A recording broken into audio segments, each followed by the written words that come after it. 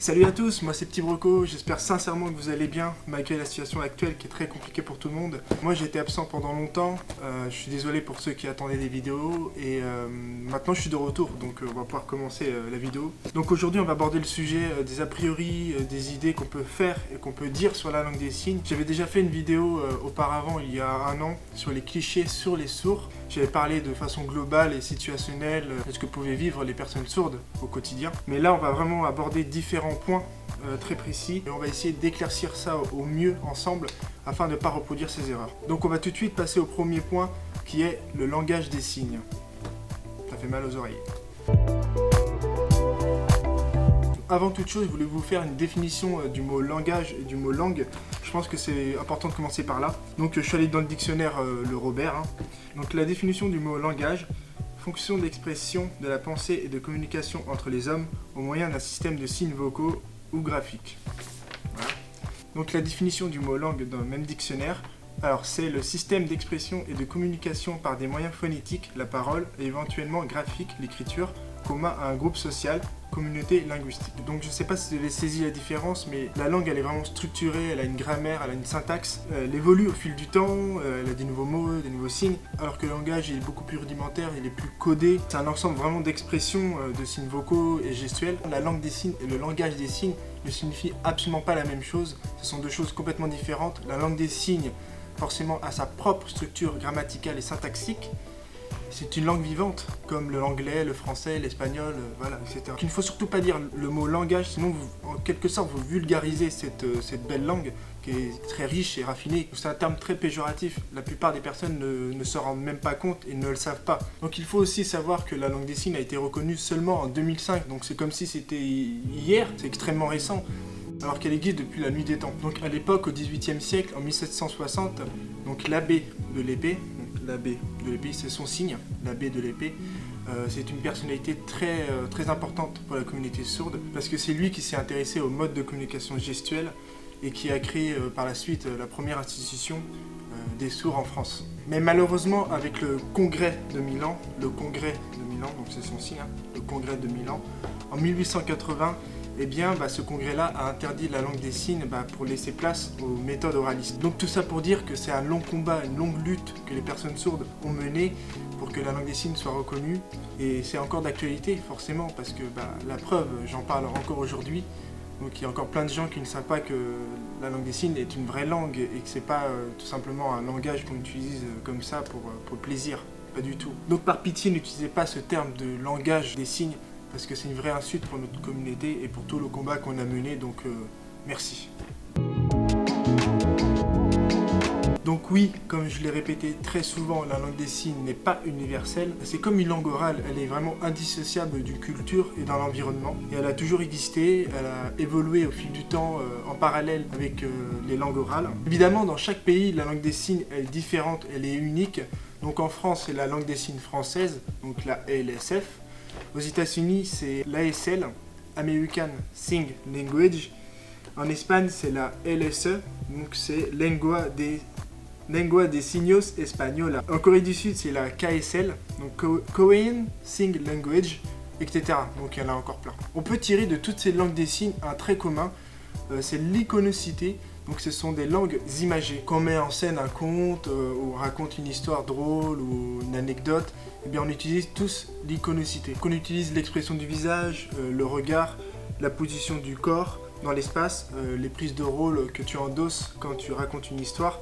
Donc tout ça, ça facilite l'échange entre deux personnes sourdes étrangères. Même si on a une langue des signes différente, on se comprend mieux quand même. Contrairement à deux personnes étrangères entendantes, qui passent par leurs canaux vocaux, mais si tu connais pas la langue orale de l'autre, c'est tout de suite beaucoup plus compliqué. Pour nous, tout passe par l'aspect visuel, donc forcément, on a nos repères et l'échange est beaucoup plus limpide.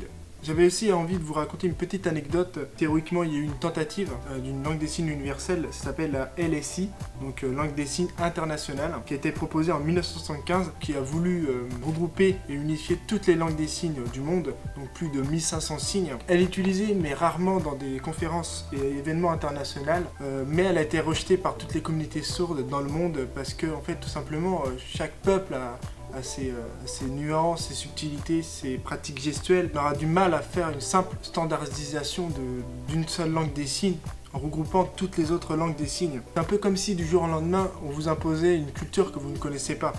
D'ailleurs, dans chaque région en France, les signes peuvent varier comme s'il y avait la présence d'un accent du sud ou du nord. C'est exactement le même principe qu'une langue orale. Donc je vais vous montrer un exemple pour le mot piscine par exemple. Donc au nord, je vous montre comme ça, au nord. Après au nord, dans ma région aussi, à l'ouest on le fait ça. Hein.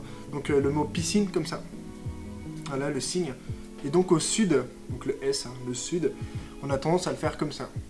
La piscine. Voilà. Le terme de sourd-muet est un terme encore utilisé aujourd'hui dans les médias, dans les films, dans les livres, en pensant qu'il est correct de l'utiliser, alors que c'est complètement faux, c'est vraiment une expression péjorative. En utilisant cette expression, c'est comme si on tenait à dire ce préjugé qu'une personne sourde ne peut pas parler, et par conséquent, elle est moins intelligente qu'une personne entendante. La surdité et la mutuité, ce sont deux choses complètement distinctes, l'un et l'autre, ce sont deux réalités complètement différentes. Donc j'avais juste envie de faire un petit point pour les gens qui n'ont pas encore compris. Bon, je vous prends pas pour des abrutis, mais... un peu quand même. Je vais juste faire les deux définitions pour que ce soit clair. La surdité, donc ça touche l'oreille et implique une perte partielle ou totale de l'audition, alors que la mutuité touche les cordes vocales et désigne l'absence de celles-ci ou l'incapacité de les utiliser. Donc les sourds, ils peuvent être bilingues, oralistes et signants, donc comme moi par exemple. Après, il y a certaines personnes sourdes qui n'ont pas appris à parler tout simplement, donc qui ne parlent pas. C'est pour ça, et donc ils sont pas muets, et par conséquent, c'est juste qu'ils n'ont pas appris à parler, tout simplement. Juste pour vous dire que moi, ma langue maternelle, c'est la langue des signes, mais juste après, vers mes 3 ans et demi, j'ai appris à oraliser, j'ai tout de suite voulu apprendre à parler. Donc c'est pour ça qu'aujourd'hui, je m'exprime plutôt bien. Après, c'est beaucoup d'entraînement, c'est des années d'orthophoniste, donc pour en arriver à là. Et encore, j'ai encore du boulot parce que bon, je prononce pas tout très bien et bon, je galère encore, mais bon, ça va encore. J'espère. Alors, le français signé, comme ça, il se signe comme ça, le français signé. Donc le français signé, c'est l'utilisation des signes de la langue des signes française, mais dans la syntaxe de la langue française orale. Donc c'est reprendre littéralement la langue française mot par mot. Je vais vous montrer des exemples avec plusieurs phrases, comme ça vous allez bien comprendre de quoi il s'agit.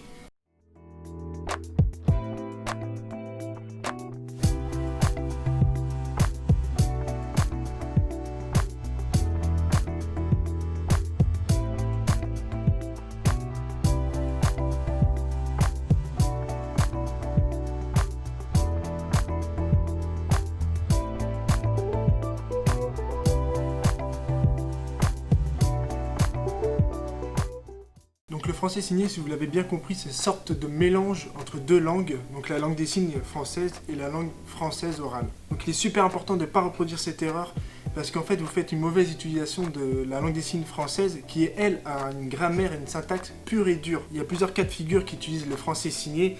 Il y a les sourds qui n'ont pas eu un enseignement de qualité, donc ils utilisent du français signé au quotidien, donc c'est un peu involontaire. Il y a les sourds qui maîtrisent la langue des signes française, mais qui ont eu un enseignement du français écrit. Donc c'est ce qui me concerne. J'ai appris d'abord la langue des signes française avec un très bon prof, très bon enseignement, mais avec cet enseignement du français écrit, eh bien j'ai un peu brouillé tout ça, ça m'a un peu mélangé, et du coup j'ai fait du français signé pendant une bonne partie de ma jeunesse avec mes amis. J'étais le premier aussi à faire l'erreur dans mes premières vidéos YouTube où je parlais et je signais en même temps.